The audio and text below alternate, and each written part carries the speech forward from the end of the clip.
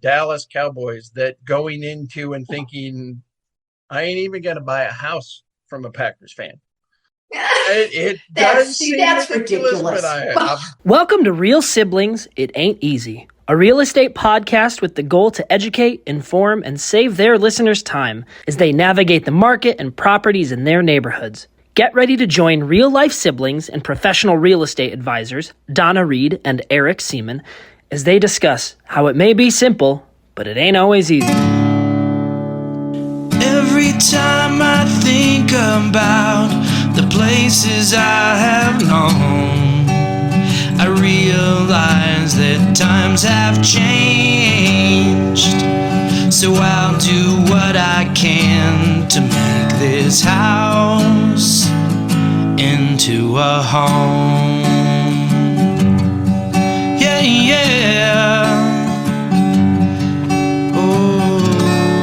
Let's go. Hi, and welcome to Real Siblings, It Ain't Easy, a real estate and lifestyle podcast that, well, just ain't typical. I'm Eric. She's Donna. We're the Real Siblings. Thank you for joining us today in this episode where, Donna, isn't it amazing? 67, that's how old you are, right? It is. Like there's this whole thing around how old I am. This whole thing. Which is it? Ooh, you had to do the motion. So if you're watching this, you saw that, but if not, Eric did the whole balancing. Did you hear the hand thing? So I have to say, when I threw this idea out to you to be as trendy and topical as we could be, 4 or 5 months behind, or the trend, is because honestly, having no real connection to that age group at this point. Right. I was doing one of my early on Santa Claus events out in Bandera at the 4-H meeting, and somebody said, "Hey, can you do 6'7"?" Like, what did you ask me to do? I had no idea, and of course, I have to be very, very careful what I do say and what I don't say. So, fortunately, it's like, "Oh, it doesn't mean anything. It doesn't mean anything." And the parent supervisors were there, and it's like, okay, so what is 6'7" now that I know I could not possibly risk offending somebody, and it was this. So because of that, I did not realize that was going to dominate a couple of other events Interesting. that I had in the season. And the biggest one was when I did the parade that I've done now for 5 years. And it's very, very interactive. It's not like a big city parade where it's like, oh, Santa has to be this, or the Macy's, or the Chicago, or Houston, or pick a big metropolitan area. And I actively engage with and listen to the kids and talk to them. And so it's like, Santa, do a 6'7". Well, that was it, because then the rest of the parade, because the kids down the street had seen it, then they wanted me to do it. So at one point, I was with the Helotes Cornival Queen in her court, and it's like, okay, we've been asked this enough. I need everybody to 6'7" with me. Yeah. Well, and now, Eric, anytime somebody does that, it doesn't mean that for the first 66 years of my life, nobody did that. It just means that now, and that, you guys, was me moving my hands up and down. It just means that now that is equated with this word of the year from 2025, or what? How can it even be a word of the year? I don't even get it. From what I understand, these trends are coming more from middle schoolers than from high schoolers. I haven't traced back to see who, what, where. Okay, so you have to filter, right? We all get our access to all the different bots and AIs and things and news clippings, and then you have to filter, is it real, is it not real?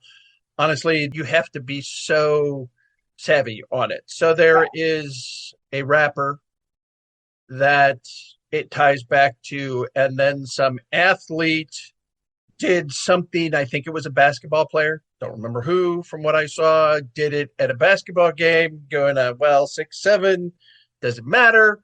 And from there, it just took off. Unbelievable. So the teachers are talking about, it's like, oh yeah, every class. I can't even say the numbers Right. right now. Without, It's like, hey, I want to ask you about the. It's like, no, don't bring it up. Don't do it. Don't do it. Don't do it. So yeah. 6, 7.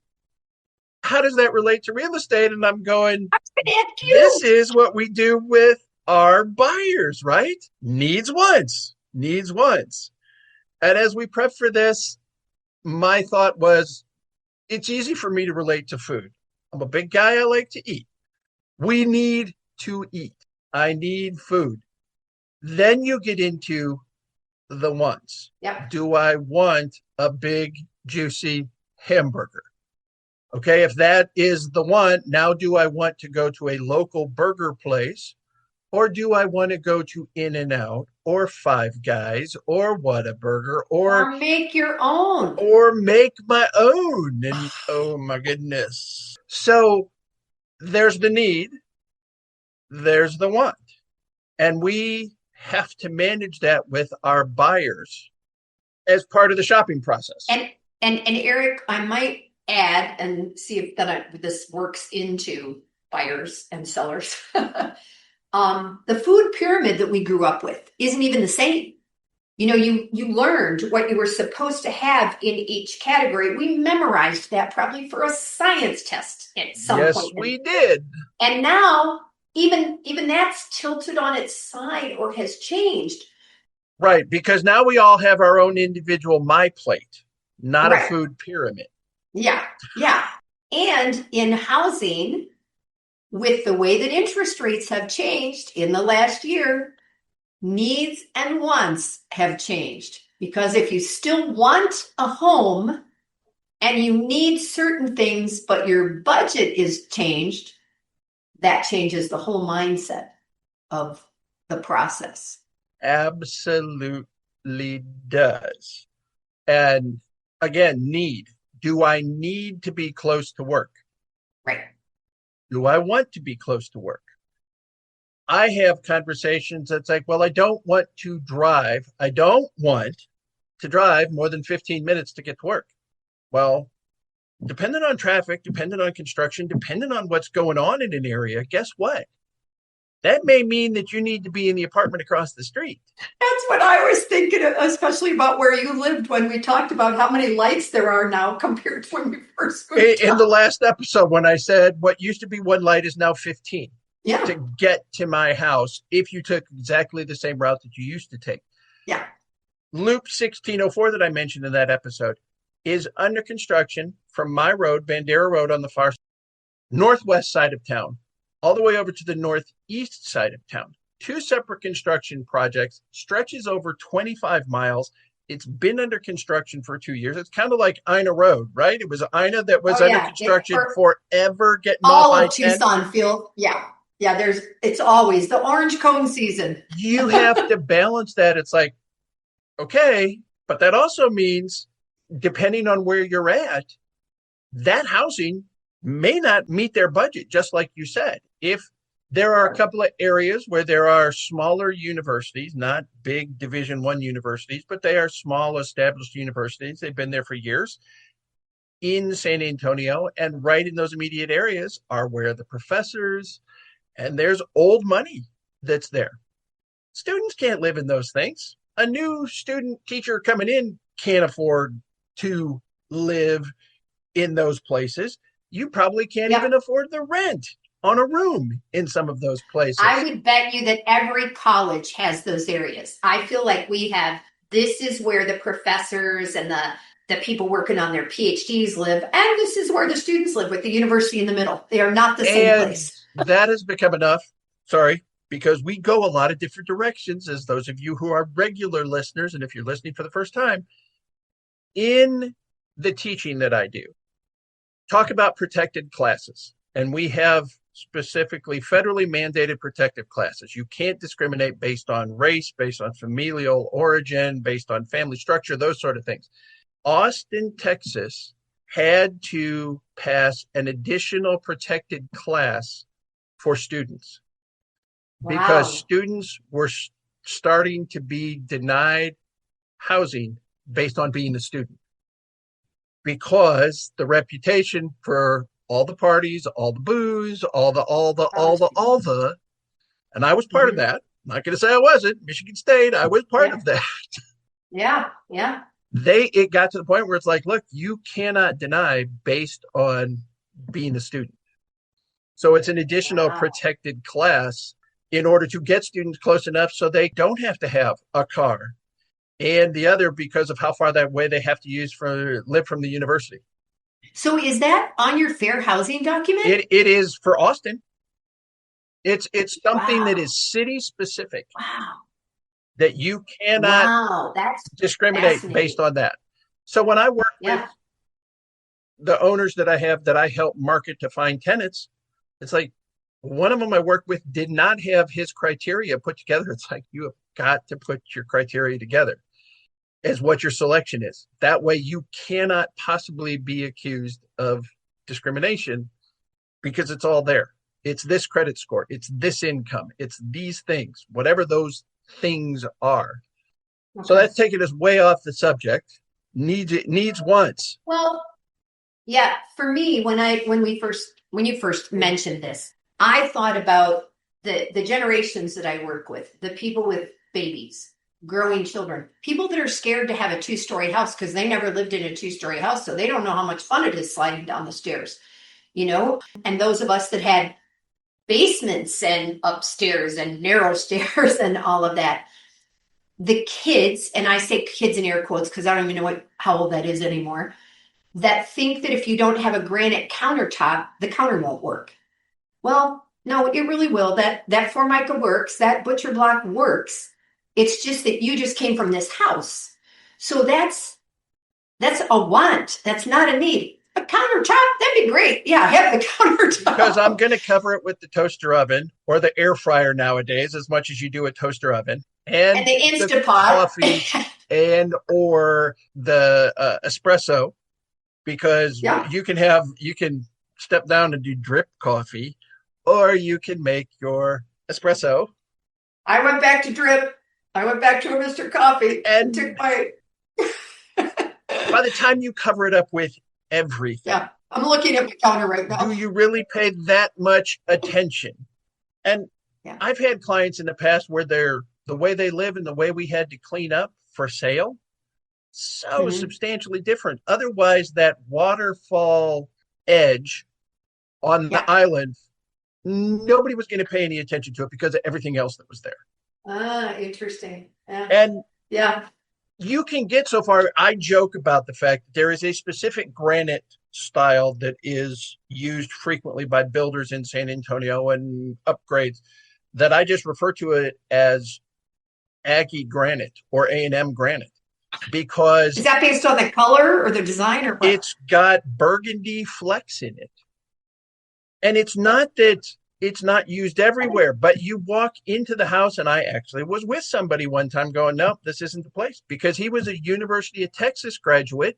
That's burnt orange. I was not You wanted that to longhorn a color? house that had burgundy flecks all over the granite countertops. Oh my Lord. So how far can you take the needs and wants?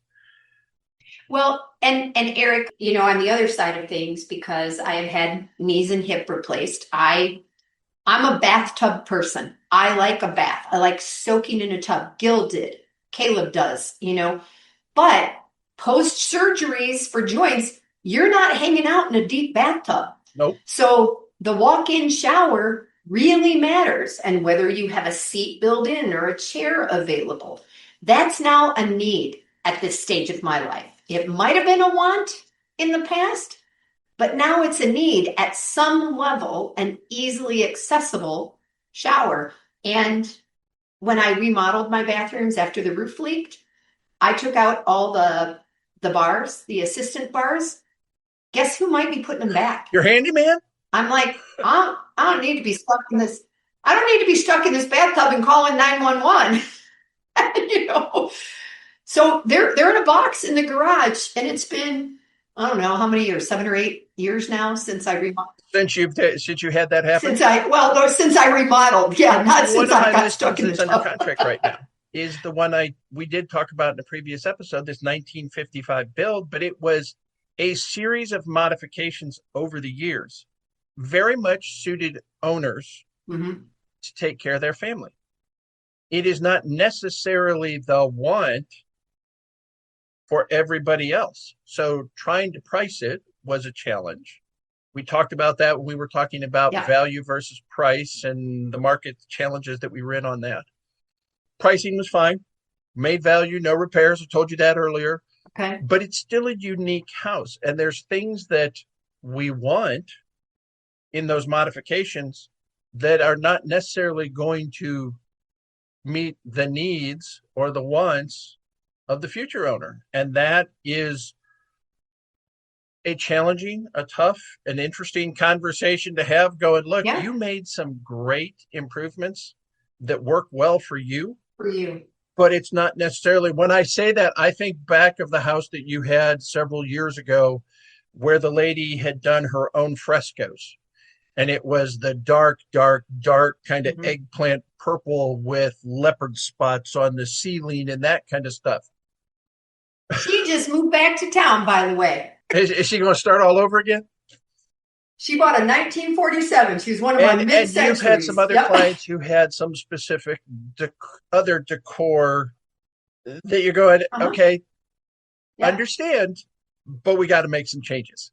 It's way more than just decluttering, but trying to get, we even talked about this because I did mention it with a group of my farm and ranch agents. This is, we were talking the other day. I said, it wasn't farm and ranch. It was on this lead gen team that I'm working on where we're beta testing a bunch of AI stuff. We did a mastermind session. And in that, I said, have we gone overboard on bathrooms at this point? I mean, we went from a simple ensuite. The 1955 build that I had a very common 1955 ensuite, a single vanity, Top a single toilet, Mm-hmm. and a corner shower unit that was probably 4x4 tiles initially, if it wasn't. Right. Yep. Now there's a builder in town that love the builder, but the last time I was in one of their models and went in, they had an entire area that was the tub shower. Now, it was not a combo beyond the fact that it was 3 walls of the bathroom were tiled. The floor was tiled. There was a standalone bathtub that could be overflowed onto the tile floor, separate from the rest of the bathroom. And there was also a shower head separate. So the shower head was not over the tub. So you could shower in there or you could bathe in there.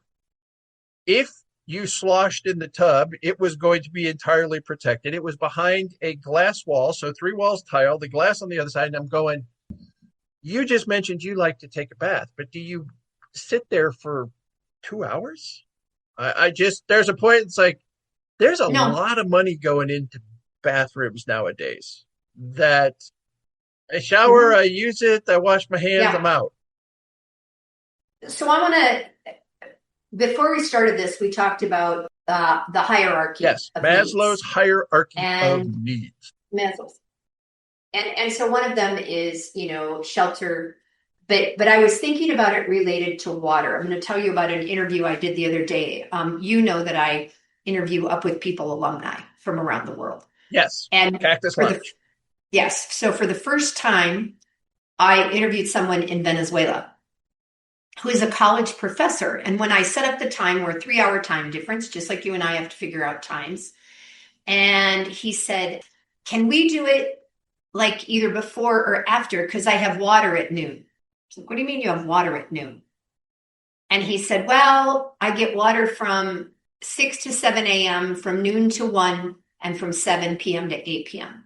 So at noon, I try to wash dishes and fill things up and, and clean and stuff. And I'm like, well, of course. So my point in that was when I did the interview, I was caught off guard with how this college professor is living in Valencia. And what I get upset if I find out that they turned the water off for 30 minutes and I didn't know in advance. What do you mean? And I have 2 bathrooms and I have privacy, whatever. And I can go down the block and get water usually, right?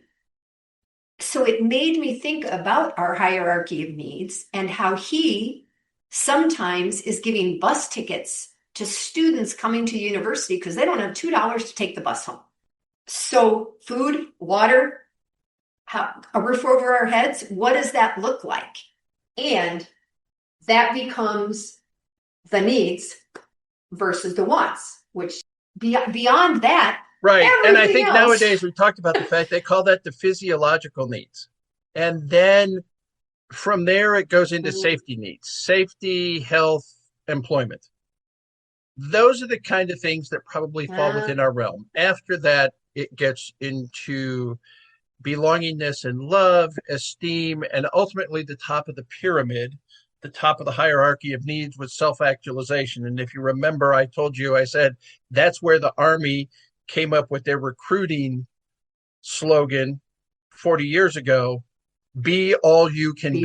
That is the self-actualization at the top of the pyramid.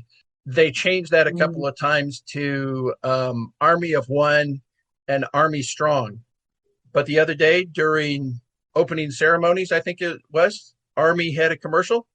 It's back to be all you can be. So they've come back to self-actualization because trying to explain what Army Strong meant or an Army of One was too much. So the needs, wants, the 6, 7, trying to balance that out. We know it changes between if there's more than one buyer involved. Who wants what? I need the she shed. I need the he shed. I need the man cave. I need to make sure I have A&M granite. Or I need to make sure I don't have this. Mike Mullen. Are we going to take care of the pool? Are we going to pay somebody to do this pool? Did you really want a pool?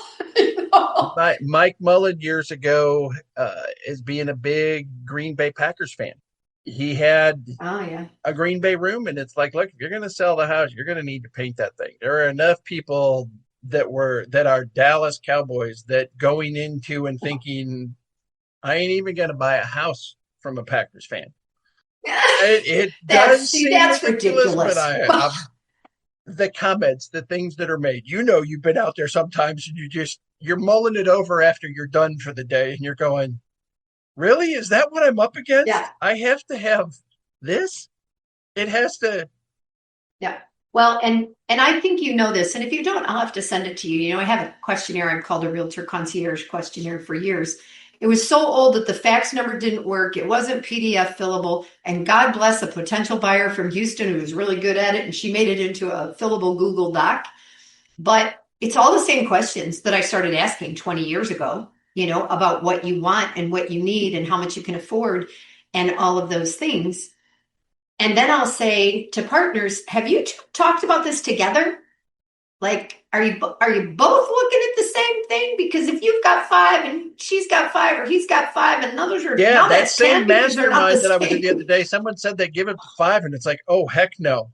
I give it down to 3, going, look, what are the must-haves?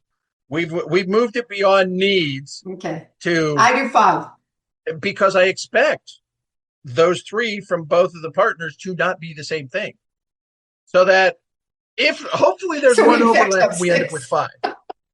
But what are those things, needs and wants, big kitchen, small kitchen, big bathroom, small bathroom, backyard, not a backyard? Again, one of my listings right now has a smaller backyard. Now it has a green belt right on the side. While I was doing the open house the other day and talking with some folks, the deer were coming up out of the green belt to say hello. There's a lot of people who in a big city, that would be kind of cool. But the actual backyard that's part of the property is too small. Like Mac McGee, man, he's always posting those deer. He's got a plethora of animals that come to that back door of his house. Wow. Well, I think that, just if we take it back to the 6, 7 here as we get close to wrapping it up, the idea that there's not a perfect balance. It's rare that the scales are just like that. There's always a little give and take, right? And simultaneously, you got to be somewhere close to balance. Because if it's like this, you're not getting there. If you're not getting anywhere, a little bit towards harmony. Yeah. Right. And our job is to Our job is to help people reach that point, right? Yes. All right. Close us down, sis. All righty. Well, thank you for joining us today. I appreciate you popping in. You know, the last episode that we recorded, we were talking a little bit more about numbers. So this is kind of about numbers, but that's pretty good. A little different. Ooh, is that good? Yeah, if you're watching. Anyway, you know, life is and choices always change. And we are here to talk about those with you and to work through them with you.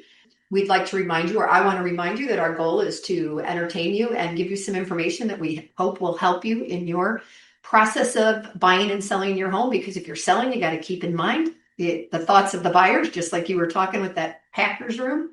So if you're in Arizona, specifically in the Tucson area, that's the market where I work with Keller Williams Southern Arizona. And my brother Eric is in the San Antonio area out of the Heritage office of Keller Williams. And if you'd like help in either of those areas, we are here to help you. And if not, we know this plethora is going to be my word. A whole bunch, a plethora of agents across our state, around our country. And I want to just say, honestly, even in the Tucson area, if it's something I don't know, I'm going to suggest somebody else help you. I will not go out on a limb and say, oh, I can do that if I can't do that. So keep us in mind. Remember, it may be simple, but it ain't always easy. And until next time, I'm Donna. I'm Eric. And we are Real Siblings. Every time I think about the places I have known, I realize that times have changed. So I'll do what I can to make this house into a home.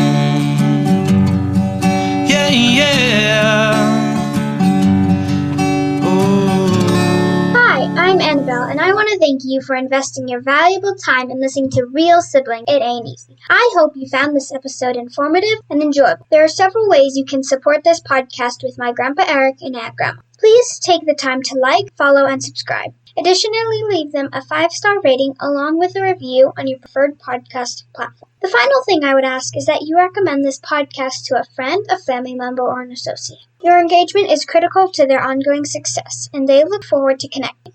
Check out the show notes Grandpa put together with their contact information, including emails, phone numbers, and website. And remember, the Real Siblings look forward to hearing from you.